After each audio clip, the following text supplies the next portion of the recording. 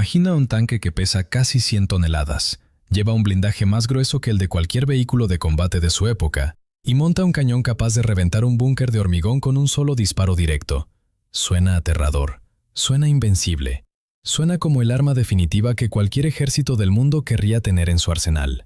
Pero ahora imagina que ese mismo monstruo de acero se mueve más despacio que un hombre caminando a paso normal.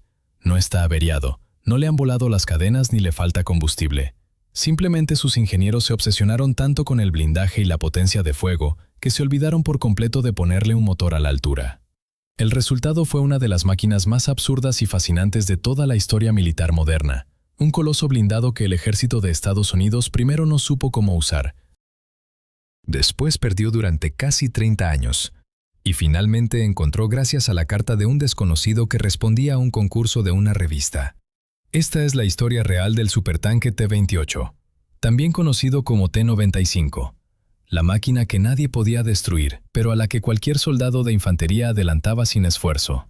Todo comenzó en el otoño de 1943, cuando los altos mandos aliados empezaron a planificar en serio la invasión de Europa Occidental. Los oficiales de Estado Mayor sabían que después de cruzar el Canal de la Mancha y asegurar las playas, sus tropas tendrían que abrirse paso hacia el corazón de Alemania a través de un obstáculo descomunal. Se trataba de la célebre línea Sigfrido, que los propios alemanes llamaban el Muro del Oeste.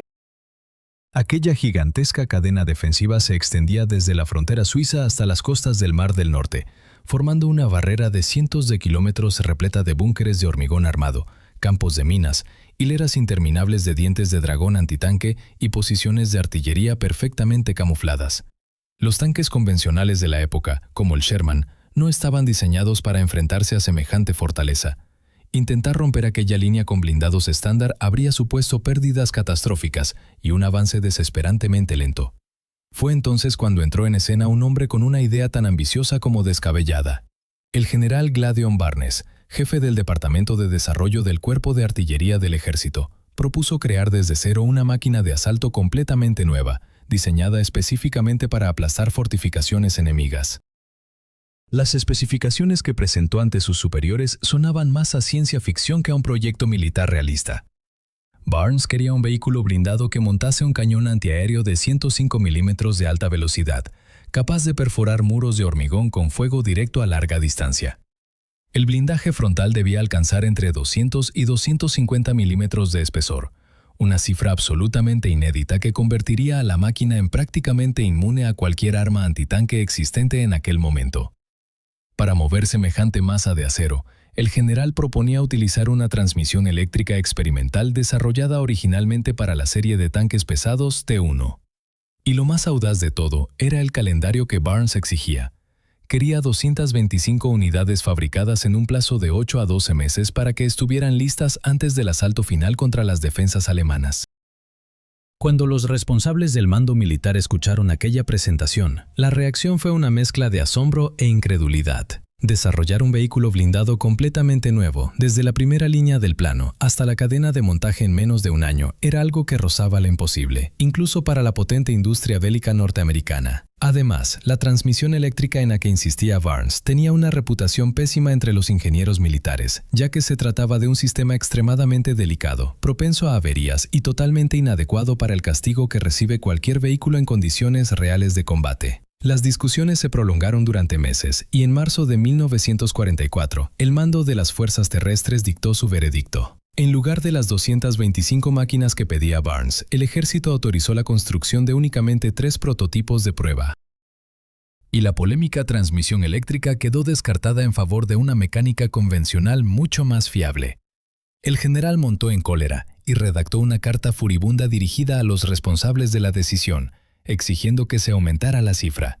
Tras semanas de negociaciones tensas y reuniones acaloradas, ambas partes llegaron a un acuerdo intermedio, y el número final de unidades se fijó en 5. La nueva máquina recibió la designación oficial de tanque pesado T-28, y sobre el papel prometía ser el vehículo blindado más poderoso jamás concebido por una nación occidental.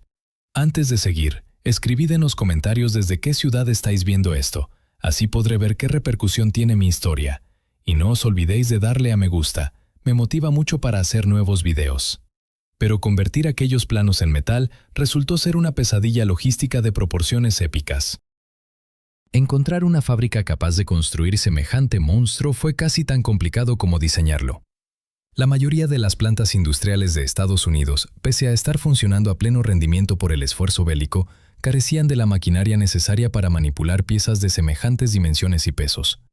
No fue hasta julio de 1944 cuando la empresa Pacific Car and Foundry, con sede en el estado de Washington, aceptó hacerse cargo del proyecto.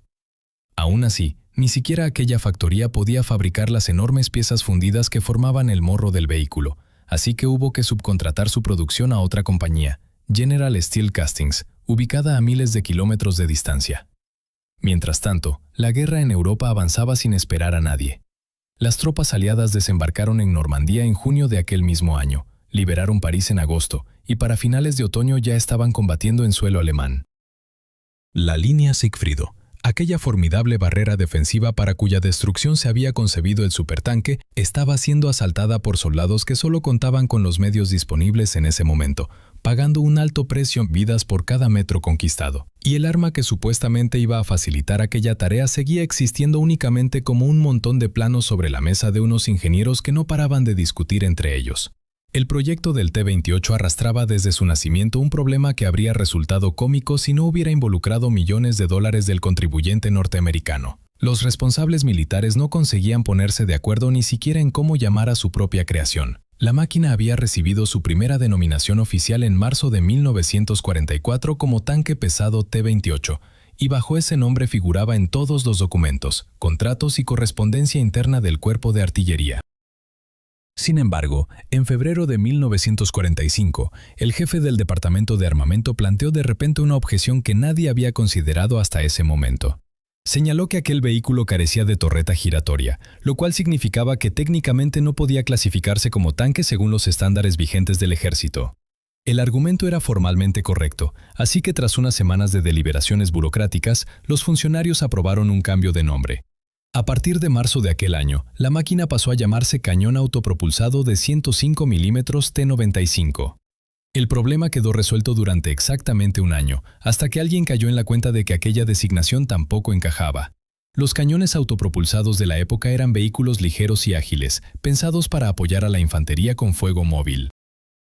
Un mastodonte blindado de casi 100 toneladas que apenas superaba la velocidad de un hombre a pie no tenía absolutamente nada en común con esa categoría.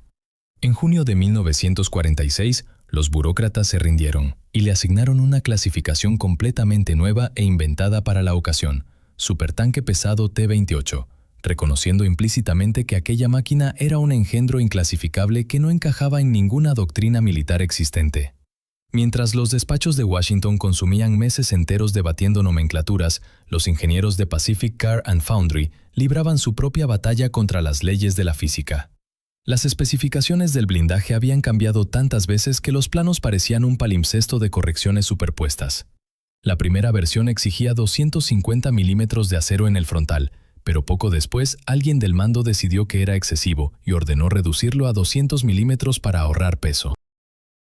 Aquella decisión duró poco, porque en la versión definitiva la plancha frontal superior alcanzó los 305 milímetros, una cifra que superaba con creces cualquier vehículo blindado fabricado en serie durante toda la Segunda Guerra Mundial. Para hacerse una idea de lo que eso significaba, el temible Tigre alemán, terror de los campos de batalla europeos, llevaba 100 milímetros en su frontal, es decir, 3 veces menos que el monstruo americano.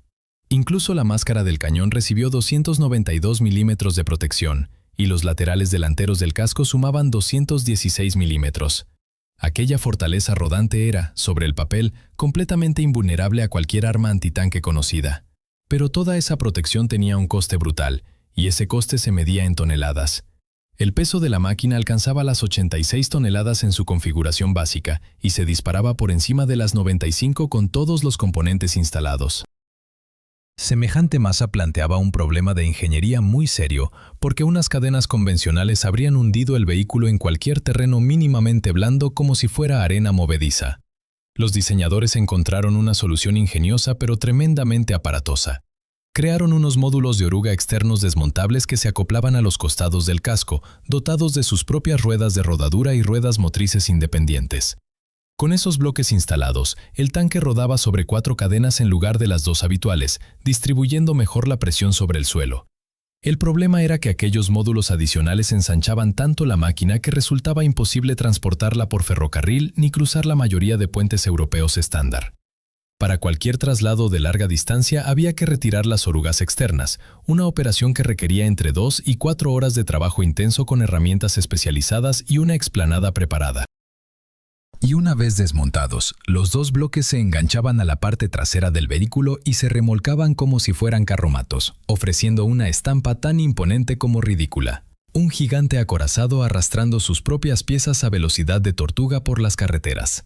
El cañón que coronaba aquella mole no le iba a la zaga en ambición. Se trataba del T5E1 de 105 milímetros, un arma de origen antiaéreo adaptada para el combate directo, que podía lanzar un proyectil perforante a casi 1000 metros por segundo. A esa velocidad, el impacto era capaz de atravesar muros de hormigón reforzado y planchas blindadas a distancias que otros tanques ni siquiera podían soñar. Sin embargo, al estar montado en un casco fijo sin torreta, los ángulos de giro del arma eran miserables, apenas 10 grados a cada lado en horizontal y un rango vertical de -5 a +19 grados. En la práctica, apuntar a cualquier objetivo que no estuviese casi exactamente enfrente obligaba a girar todo el vehículo, lo cual con 90 y tantas toneladas de peso y un motor insuficiente podía llevar una eternidad.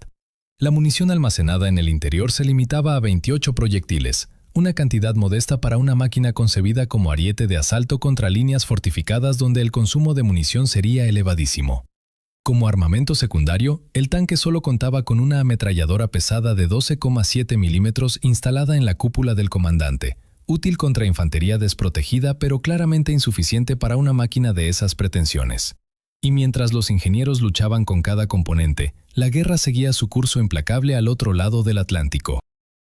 La primera gran pieza fundida del Morro no salió de los talleres de General Steel Castings hasta finales de 1944 y no llegó a la planta de ensamblaje hasta junio de 1945.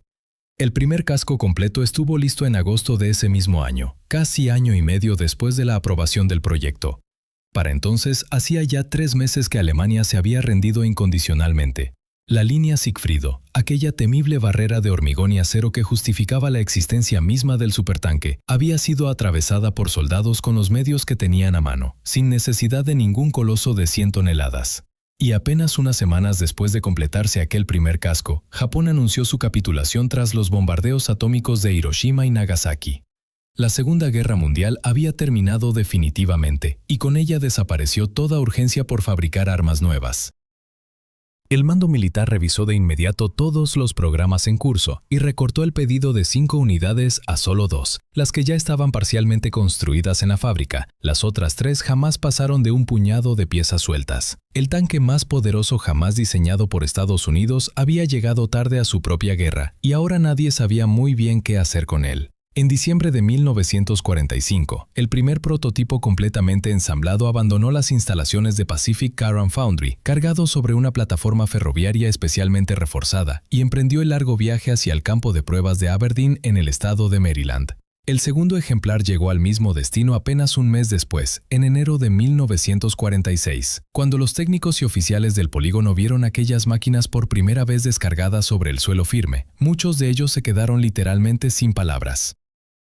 Ninguna fotografía ni ningún plano a escala podía preparar a nadie para la impresión de tener delante aquel leviatán de acero. El casco medía más de 11 metros de largo y superaba los 4,5 metros de ancho con los módulos de oruga externos instalados. Su silueta era baja y amenazadora, como la de un depredador agazapado, con la enorme boca del cañón de 105 milímetros asomando desde el frontal macizo sin torreta. Todo en aquella máquina transmitía una sensación aplastante de poder bruto e invulnerabilidad, y sin embargo, bastaba observarla en movimiento durante unos minutos para que toda esa impresión se desmoronase como un castillo de naipes. El corazón mecánico de aquel coloso era un motor de gasolina Ford GAF de 500 caballos de potencia, exactamente el mismo propulsor que llevaba el tanque medio M26 Pershing, un vehículo que pesaba alrededor de 42 toneladas, es decir, menos de la mitad que el T-28.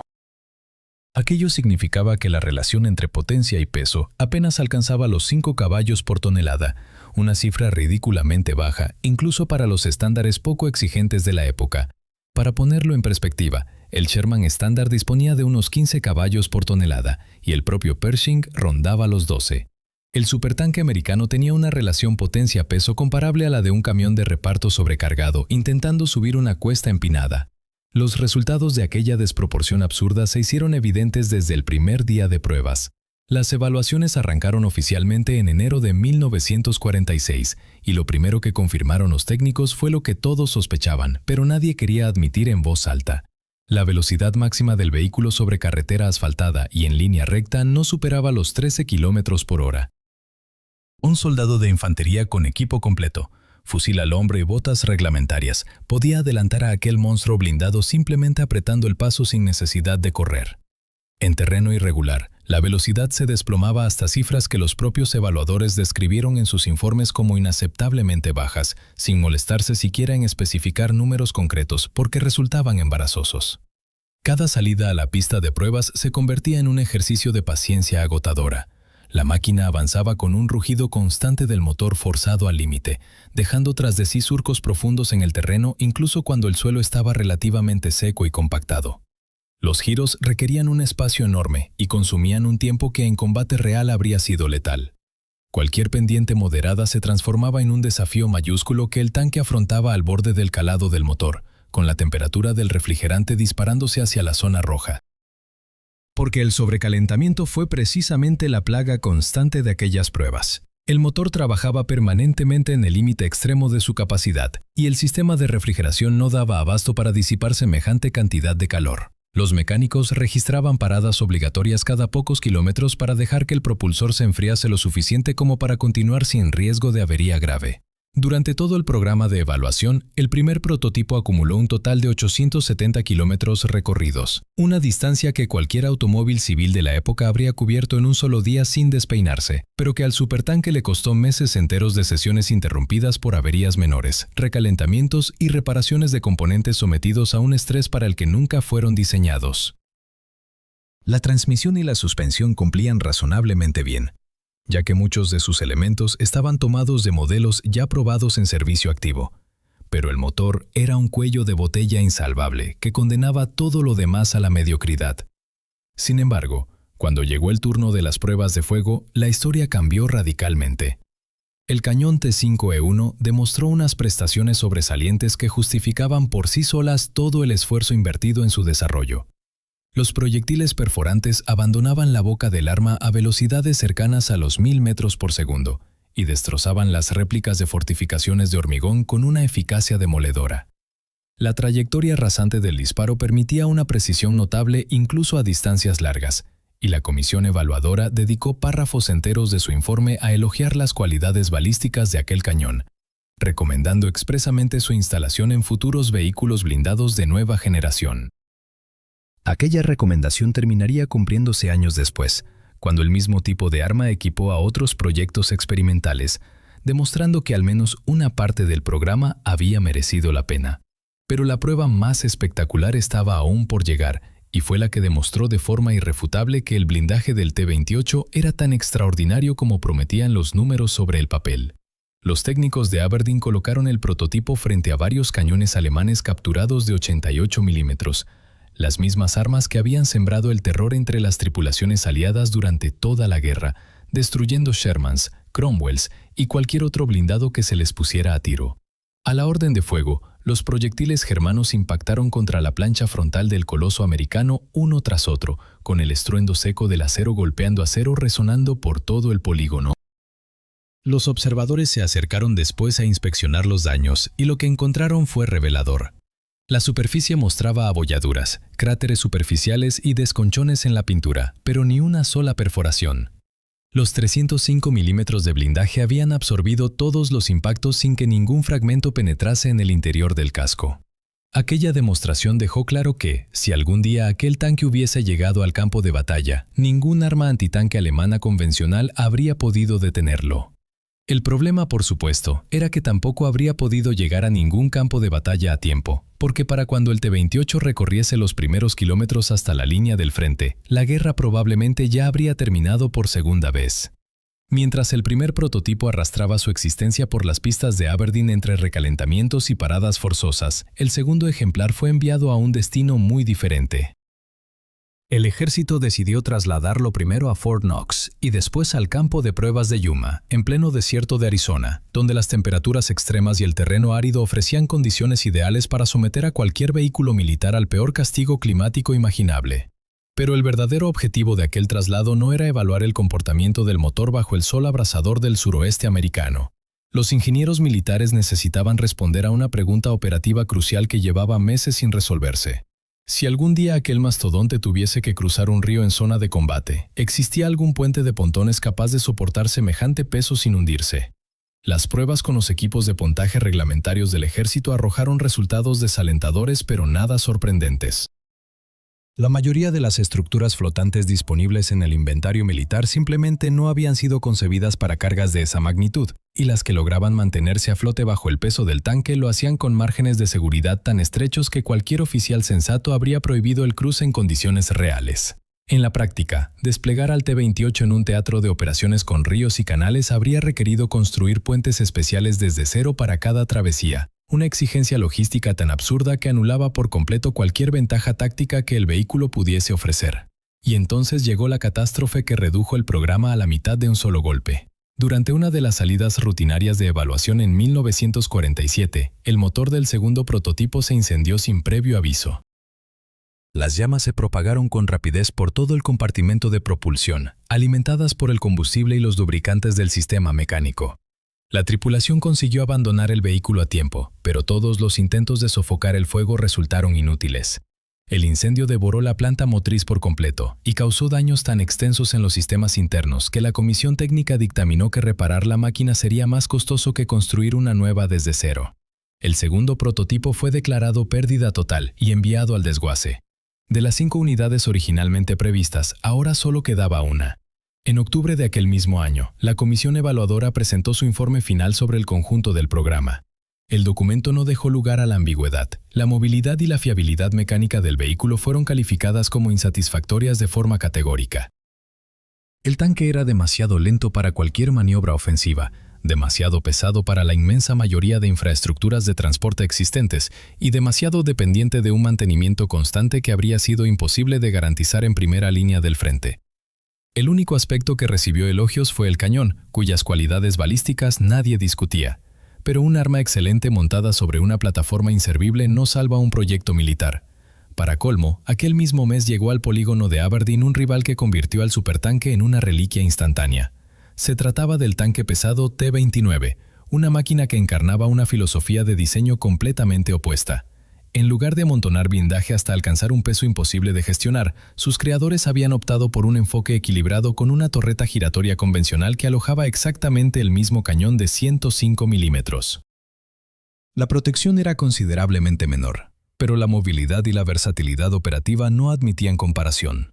El T-29 podía ir donde se le necesitase, disparar en cualquier dirección sin mover el casco completo y seguir el ritmo de una columna blindada normal.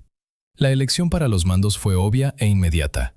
En octubre de 1947, la totalidad del programa del supertanque quedó oficialmente cancelada, y el único prototipo superviviente fue degradado al papel más humillante que un arma de guerra puede recibir: servir de lastre inerte para pruebas de resistencia de puentes y pavimentos, aplastando con su peso muerto las muestras de asfalto y las estructuras experimentales que los ingenieros civiles necesitaban evaluar. A principios de los años 50, el único prototipo superviviente seguía vegetando en algún rincón de las instalaciones militares de Aberdeen, cumpliendo su triste función de peso muerto para ensayos de ingeniería civil. Pero incluso esa tarea residual fue perdiendo interés para el ejército a medida que los presupuestos se recortaban y las prioridades cambiaban hacia nuevas tecnologías de la Guerra Fría. En algún momento impreciso de aquella década, la máquina simplemente desapareció del radar burocrático. Los oficiales responsables rotaban de destino cada pocos años. Los archivos se trasladaban de un almacén a otro durante las sucesivas reorganizaciones administrativas del ejército, y el rastro documental del supertanque se fue diluyendo entre montañas de papel hasta evaporarse por completo. Nadie firmó una orden de desguace, nadie registró un traslado, nadie anotó en ningún formulario qué había sido de aquel vehículo. Un artefacto blindado de casi 100 toneladas y más de 11 metros de longitud se esfumó del inventario militar de la nación más poderosa del planeta sin que a ningún funcionario le llamase la atención. Cuando en los años siguientes algunos historiadores y conservadores de museos intentaron rastrear el paradero del prototipo, se toparon una y otra vez con el mismo muro de silencio administrativo. Los archivos oficiales no contenían ni una sola referencia sobre su destino final. La conclusión que adoptó la mayoría de los expertos fue la más lógica y la más triste al mismo tiempo. Dieron por hecho que la máquina había sido desmantelada y vendida como chatarra en algún momento de la posguerra, como sucedió con cientos de otros prototipos experimentales que ya no servían para nada. La historia del T-28 parecía haber terminado para siempre en el anonimato de una fundición de acero reciclado. Pasaron casi 3 décadas enteras. Para mediados de los años 70, aquel proyecto olvidado solo existía en la memoria de un puñado de especialistas en blindados y aficionados a la historia militar con conocimientos muy específicos. Hasta que en 1974, la revista del Cuerpo de Reserva del Ejército publicó en sus páginas una vieja fotografía en blanco y negro de un extraño vehículo acorazado sin torreta y lanzó un desafío a sus lectores para que intentasen identificarlo. Era un simple pasatiempo editorial, una curiosidad pensada para llenar media página y provocar alguna que otra carta de los suscriptores más entusiastas. La redacción esperaba recibir un par de respuestas correctas y pasar a otra cosa en el número siguiente. Lo que nadie imaginaba era que entre aquellas cartas llegaría una que cambiaría todo lo que se creía saber sobre el destino del supertanque. El autor de aquel sobre era un capitán de la reserva destinado en la base de Fort Belvoir, en el estado de Virginia. No solo identificó correctamente la máquina de la fotografía como el supertanque T-28, sino que añadió una información que dejó boquiabiertos a los editores. Según escribía el capitán, ese mismo vehículo se encontraba en aquel preciso instante dentro del perímetro de su propia base, abandonado en un campo de pruebas de equipos de visión nocturna, medio oculto entre matorrales y cubierto con una vieja red de camuflaje. Llevaba allí años, tal vez décadas, y nadie se había molestado jamás en preguntar qué era aquel armatoste oxidado que asomaba entre la maleza. La redacción contactó de inmediato con el Museo Patton de Fort Knox, especializado en la conservación de vehículos blindados históricos. La primera reacción de los responsables del museo fue de pura incredulidad, porque estaban completamente convencidos de que el último prototipo había sido destruido hacía mucho tiempo. Pero cuando las fotografías que envió el capitán llegaron a manos de los expertos, todas las dudas se desvanecieron al instante. El perfil inconfundible, las 4 cadenas de rodaje, la enorme boca del cañón empotrada en el glacis frontal. Era sin ninguna duda el prototipo perdido, sobreviviendo a la intemperie en un rincón olvidado de una base militar a apenas 30 kilómetros de la capital de la nación. El museo organizó una operación de rescate inmediata y tras un complicado proceso de extracción y transporte adaptado a las dimensiones y el peso descomunal de la máquina, el supertanque llegó finalmente a Fort Knox, donde ocupó un lugar destacado en la colección permanente. Allí permaneció hasta 2011, cuando fue trasladado a Fort Benning, en Georgia, donde hoy cualquier visitante puede contemplar con sus propios ojos al blindado más pesado que Estados Unidos construyó jamás durante la Segunda Guerra Mundial. Una máquina que nació para aplastar fortificaciones inexpugnables y terminó siendo adelantada por peatones, abandonada por su propio ejército y rescatada del olvido gracias a la curiosidad de un lector de revistas. Si esta historia te ha parecido tan increíble como a nosotros, déjanos un comentario contándonos qué vehículo de combate te gustaría que investigásemos en el próximo episodio. Dale al botón de me gusta para que más personas puedan descubrir estas historias y suscríbete al canal para no perderte ninguna de las que están por venir. Tu apoyo es lo que hace posible que sigamos sacando a la luz los relatos más asombrosos de la historia militar.